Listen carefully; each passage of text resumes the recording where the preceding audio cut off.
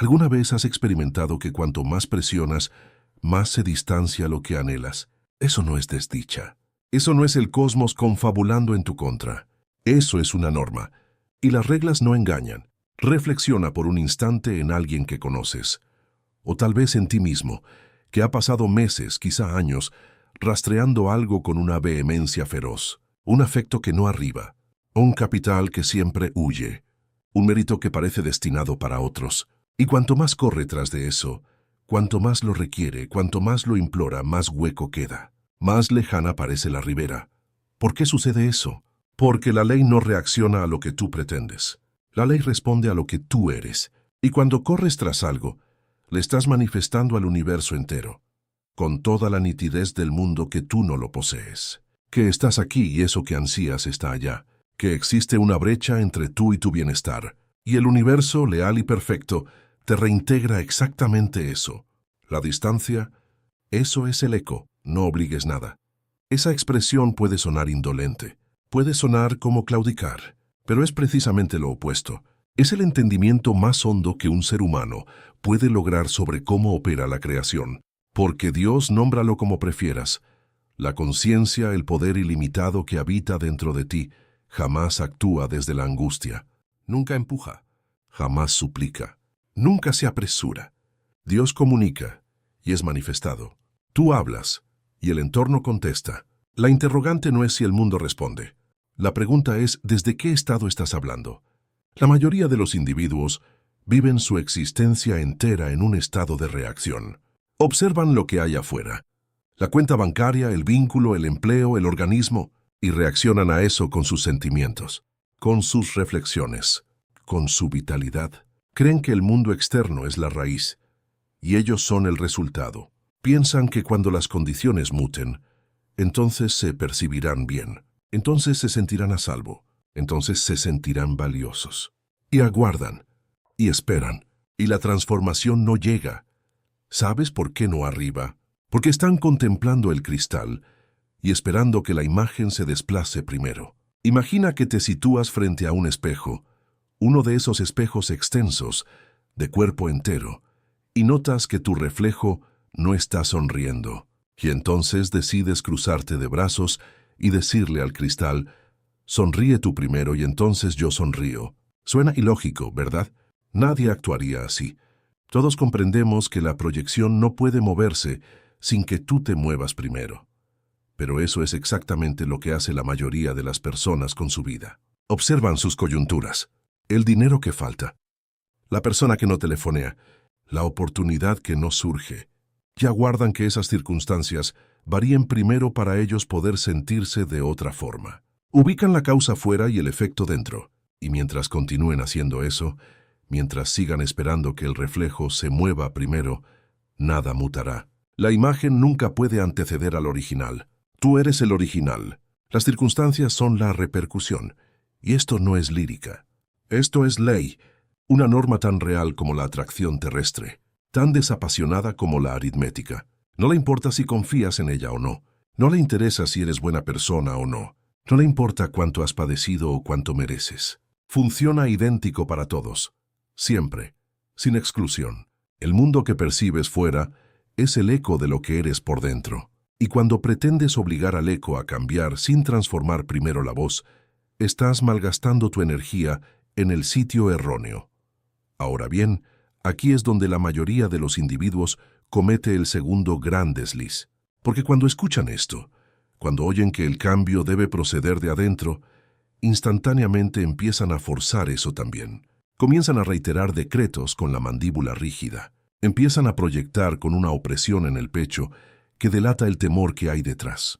Empiezan a fingir como sí, pero por dentro continúan sintiéndose desiertos, siguen sintiéndose indignos, continúan aguardando el instante en que la ley yerre y ratifique sus peores miedos, y entonces el forzar se traslada.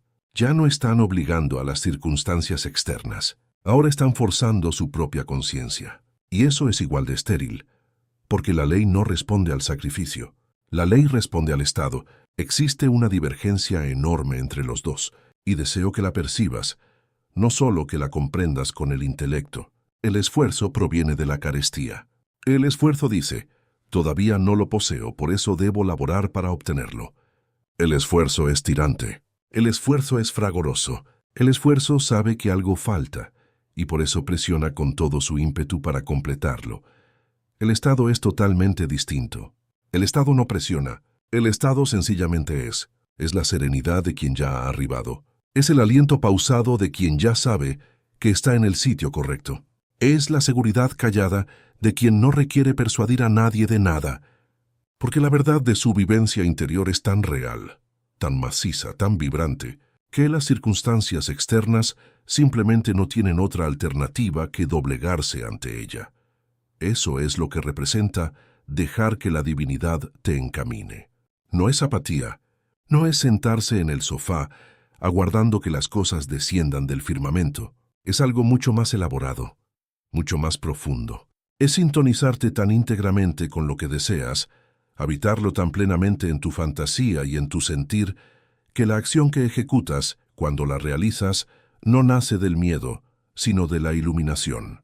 No proviene de la desesperanza, sino de la convicción. Y esa distinción lo altera todo, absolutamente todo. Permíteme relatarte algo que sucedió con una mujer que conozco. La llamaré Margaret, aunque ese no era su apelativo. Margaret llevaba casi 3 años intentando hallar empleo tras una crisis que la había dejado sin nada. Cada alborada se levantaba y remitía currículums. Llamaba, hacía seguimiento, perfeccionaba su perfil, solicitaba recomendaciones, realizaba talleres, hacía todo lo que supuestamente debía efectuar, y nada resultaba. Cada negativa la hundía un poco más. Cada semana que transcurría, añadía una nueva capa de desánimo a todo lo que hacía.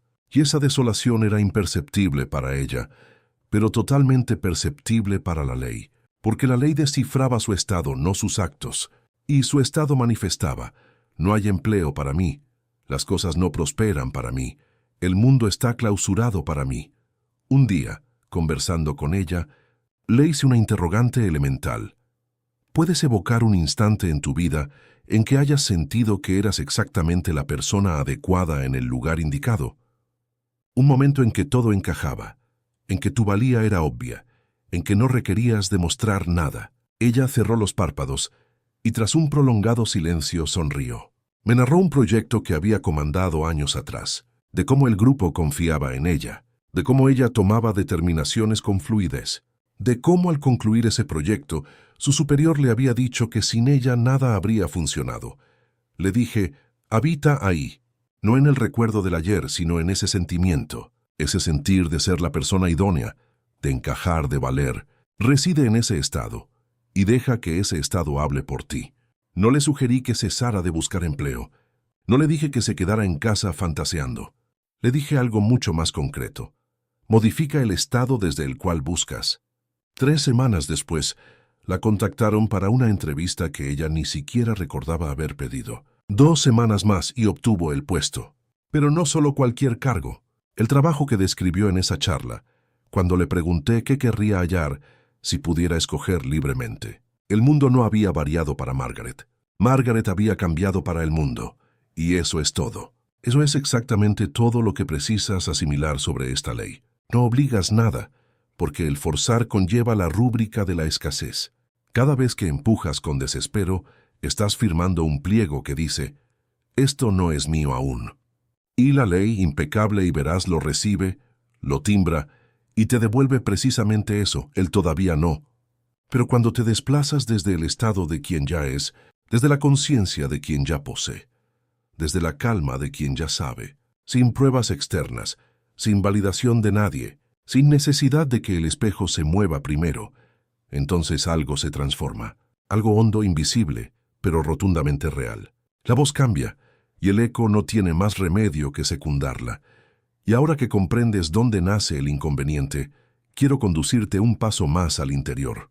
Porque la mayoría de las personas, cuando escuchan que deben dejar de forzar, interpretan eso como inacción, como rendirse, como cruzarse de brazos y esperar que el cosmos haga algo. Y eso, te lo aseguro con toda nitidez, no es lo que estoy planteando. Eso sería confundir el reposo con la defunción. Existe una diferencia inmensa entre obligar y fluir.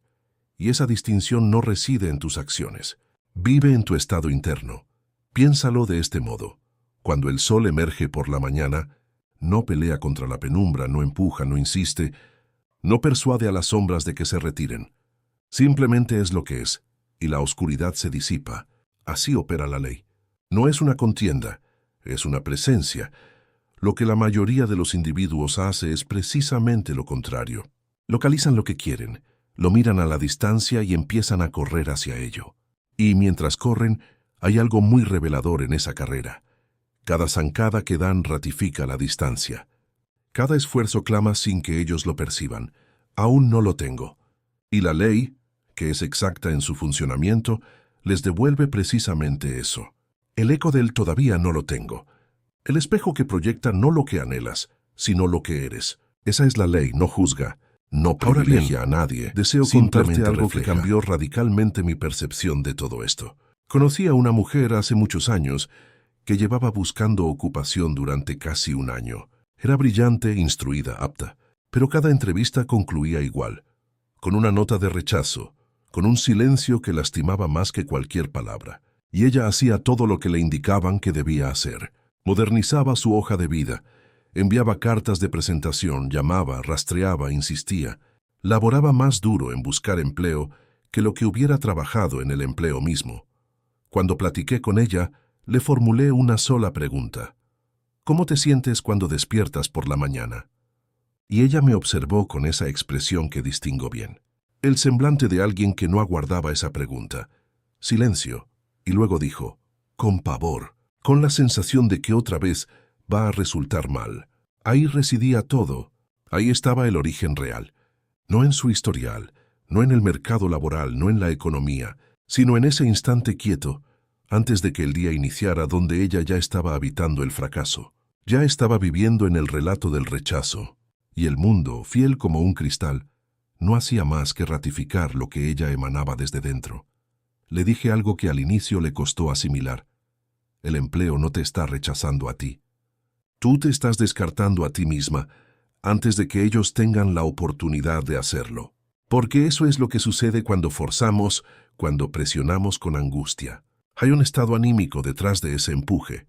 Y ese estado no es el de alguien que ya posee lo que busca. Es el de alguien que tiene apetencia. Y el hambre proyectada hacia afuera no atrae el sustento. Repele la opulencia, porque la abundancia no reconoce la penuria como su igual. Entonces, ¿qué le sugerí que hiciera? No le pedí que dejara de enviar solicitudes. No le dije que se quedara en casa meditando todo el día. Le dije que modificara el estado desde el cual obraba. Hay una diferencia entre actuar desde la carencia y actuar desde la certidumbre. Uno es el estado de alguien que suplica. El otro es el estado de alguien que ya pertenece a lo que busca. Y esa disparidad, aunque invisible desde fuera, lo altera todo. Imagina a dos personas que ingresan a la misma sala de entrevistas. Las dos pronuncian las mismas palabras. Las dos tienen el mismo currículum. Pero una entra pensando, por favor, necesito esto. Y la otra entra pensando, esto ya me pertenece, solo estoy aquí para corroborarlo. ¿Cuál crees que obtiene el puesto? No es hechicería, es estado. Es lo que irradian. Es el eco que ya enviaron antes de trasponer la puerta. Eso es lo que significa no forzar. No es no actuar. Es proceder desde un sitio distinto. Actuar desde el fin realizado, no desde la carencia angustiosa. La ley funciona a través de ti, no a pesar de ti. Dios, como yo entiendo ese término, no es una potencia externa que dictamina si mereces o no mereces. Es la misma conciencia que opera en ti. Y cuando digo que permitas que Dios te guíe, lo que estoy expresando es esto. Deja que tu conciencia más profunda, la que sabe que eres el origen y no el receptor, tome el mando. Deja que sea esa parte de ti la que actúe. ¿Y cómo lo identificas? Lo reconoces por la sensación. Cuando actúas desde ese lugar, hay una quietud bajo la acción, como las aguas abisales que se mueven sin estrépito, mientras solo la superficie genera oleaje. Puedes estar totalmente activo, plenamente comprometido con lo que haces, y al mismo tiempo haber soltado el desenlace. No porque no te importe, sino porque confías tan hondamente en la ley que sabes que el resultado ya está asegurado. Ese es el secreto que pocos captan cuando escuchan «déjate guiar». No es ausencia de actividad, es acción sin ansiedad. Es movimiento sin temor. Es propósito sin desesperación. Regresa al espejo por un instante. El espejo no recibe mandatos de lo que deseas que exhiba. No puedes pararte frente a él con el ceño fruncido y solicitarle que proyecte una sonrisa. Lo que muestra es lo que eres, siempre, sin excepción, sin demoras arbitrarias, con una lealtad perfecta y a veces cruda. Ahora bien, hay algo sobre los espejos que mucha gente olvida. Hay un pequeño desfase entre el movimiento y su reflejo. No en un espejo físico, claro está, pero en el espejo de la existencia, sí. Entre lo que transformas en tu interior y lo que ves manifestado en lo exterior, siempre hay un intervalo. Y es precisamente en ese paréntesis donde la mayoría de los individuos claudica, porque cambian brevemente, esperan, no ven el fruto inmediato, y entonces deducen que no funciona, y regresan al estado previo. Y con eso, anulan todo el trabajo interior que habían realizado. Es como si encendieras una estufa, y antes de que el calor llegara a ambientar la habitación, la apagaras porque no está haciendo nada. El calor estaba en camino, la estufa estaba operando, pero tú la desconectaste. Eso es lo que provoca la impaciencia. Eso es lo que genera la duda. Eso es lo que causa el forzar en el momento inadecuado, que es cuando más cerca estás de recibir. La mujer de la que te hablé hizo un trabajo interior durante 3 semanas. Rumbo al trabajo que todavía no poseía, se imaginaba en uno. Cada noche, antes de pernoctar, habitaba en su imaginación la plática con alguien que le decía, «Bienvenida al equipo». No como un anhelo, sino como un hecho, como algo que ya había sucedido en algún sitio que aún no era perceptible para los ojos físicos. A las 4 semanas, recibió una propuesta, no de una firma a la que había postulado, de alguien que la conocía de antes, que evocó su nombre en el instante exacto en que brotó una oportunidad. Nadie planeó ese encuentro. Nadie lo forzó. Simplemente ocurrió, como suceden todas las cosas que se gestan desde adentro, con una finura que la mente que presiona nunca podría haber coordinado. Y eso es lo que me interesa que notes. No solo que funcionó, sino cómo funcionó, por senderos que ella no habría podido idear con su mente racional. Porque la ley no requiere que le indiques el cómo, solo precisa que le señales el qué. Y más que eso, que le demuestres quién eres en relación a ese qué. Eso es lo que significa desprenderse. No es soltar el deseo, es soltar la necesidad de supervisar el camino. Es confiar en que la inteligencia que hizo latir tu corazón está alborada sin que tú lo meditaras. Esa misma inteligencia puede desplazar las piezas del mundo exterior hacia el resultado que ya reside en tu conciencia. Porque todo lo que existe fuera primero existió adentro, siempre, sin excepción. Y cuando comprendes eso de veras, ya no necesitas obligar nada. Y ahora quiero relatarte algo que modificó la forma en que entiendo todo esto. No es una crónica grandiosa, es una historia pequeña, como todas las historias auténticas. Había un hombre que anhelaba con toda su alma obtener un empleo específico. No cualquier empleo, ese empleo. Había indagado sobre la empresa, había soñado con el puesto, había edificado en su mente la imagen de sí mismo sentado en esa oficina, atendiendo ese teléfono, rubricando con ese nombre, y durante semanas hizo lo que la mayoría ejecuta. Presionó. Llamó, persistió, mandó correos, consultó, aguardó junto al teléfono, como si su existencia dependiera de una sola llamada. Y el teléfono no sonó. Entonces alguien le dijo algo sencillo. Ya posees el trabajo en tu interior, ahora libéralo. Actúa como si ya estuviera concluido, no como si estuvieras esperando que se concluya, como si ya fuera un hecho. Él no comprendió al principio porque la mente que está habituada a forzar no sabe qué hacer con el reposo. El intelecto que aprendió que el sudor produce frutos no sabe cómo confiar en algo intangible.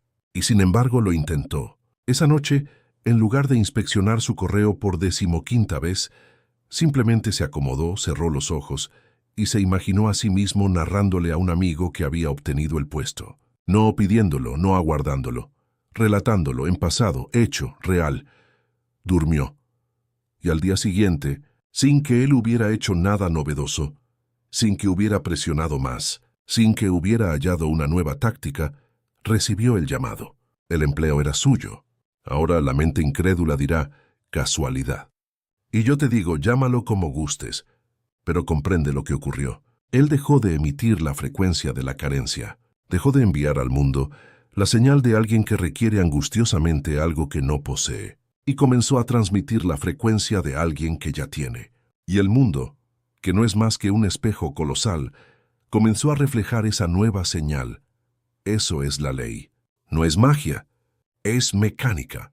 El problema que tiene la mayoría de las personas no es que no deseen con suficiente vehemencia, es que desean desde el lugar errado, desean desde la escasez. Y la escasez genera más escasez, no porque el universo sea desalmado, sino porque el universo es íntegro.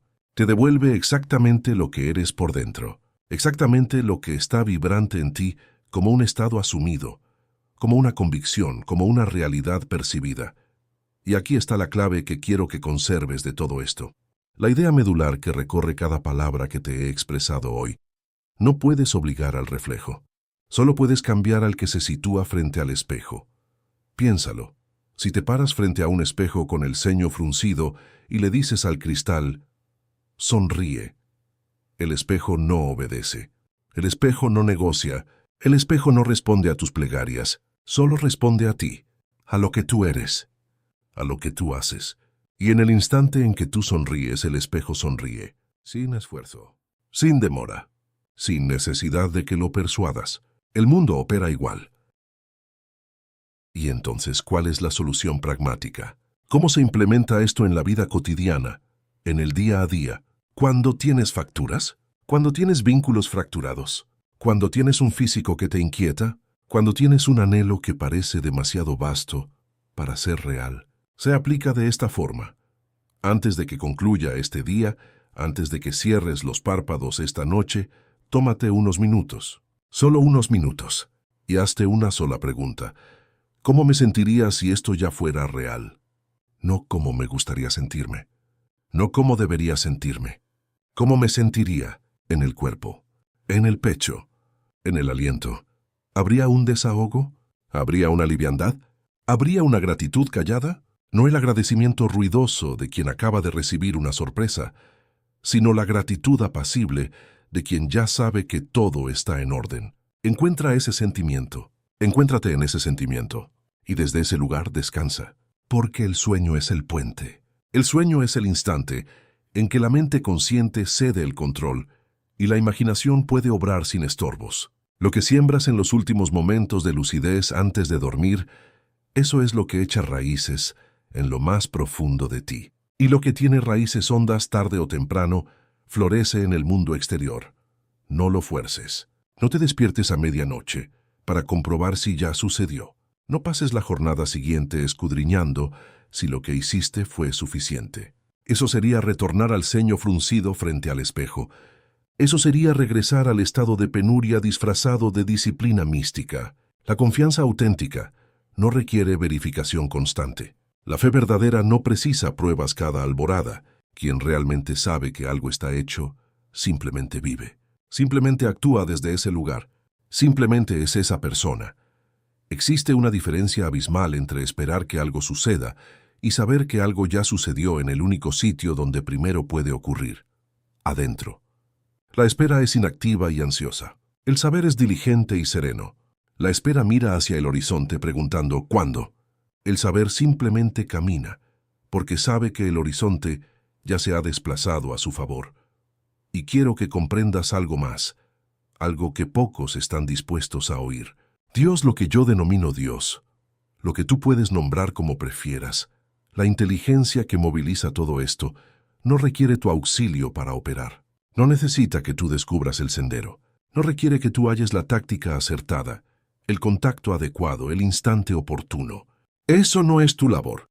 Tu trabajo es el estado interior. El camino exterior es tarea de algo mucho más vasto que tu mente calculadora. Lo que más te distancia de lo que anhelas no es el trecho entre tú y ese deseo. Es la rigidez con la que sujetas ese deseo. Es el pavor de que si no haces algo ahora, si no intervienes ya, todo se desmoronará. Esa tensión es la que obstruye. Esa tirantez es la que le comunica al espejo. Todavía no tienes lo que quieres. Suelta la tensión, no el anhelo. La tensión Mantén vivo el deseo como una llama sosegada, no como un incendio frenético. Una llama tranquila en tibia, un incendio desesperado devora. Y este es el reto que te planteo hoy. No es sencillo. Es simple, pero no es fácil, porque lo simple suele ser lo más complejo de mantener en un mundo que nos instruyó para premiar el esfuerzo ostensible, el movimiento errático, la acción incesante. El desafío es este. Elige una cosa. Solo una. Algo que anhelas. Algo que has estado rastreando, o peor, algo que has dejado de perseguir porque ya te agotaste. Y esta noche, antes de dormir, en lugar de cavilar en cómo conseguirlo, reflexiona desde el hecho de que ya lo posees. Siente lo que sentirías, respira como respirarías, reposa como reposarías si ya estuviera solucionado. Y luego libéralo. Quédate dormido y mañana vive tu jornada como la persona que ya tiene eso, no de forma histriónica, no pregonándolo al mundo, solo interiormente, solo en la manera en que te yergues, en la forma en que te hablas a ti mismo, en la serenidad con que afrontas los pequeños traspiés del día. Haz eso 3 días seguidos, solo 3, y observa, no con ansiedad sino con curiosidad pacífica. Nota que comienza a desplazarse, porque la vida siempre responde, siempre. El espejo siempre refleja, el eco siempre retorna, la semilla bien sembrada siempre brota. Lo que varía es el tiempo. Y el tiempo no es impedimento para quien ya ha aceptado el fruto en su interior. Concluyo con esto. Hay una frase que cargo conmigo y que deseo entregarte como lo último que escuches hoy. No busques indicios de que está funcionando. Sé el indicio de que ya funcionó. No busques evidencias en el mundo exterior. Conviértete en la prueba viviente de que el cambio ya se produjo adentro. Y cuando realices eso, cuando verdaderamente lo hagas, el mundo exterior no tendrá otra opción más que reorganizarse a tu alrededor. Eso es la ley. Eso es Dios laborando a través de ti, no a pesar de ti. Eso es lo que significa dejar de forzar y empezar a confiar. No forces nada.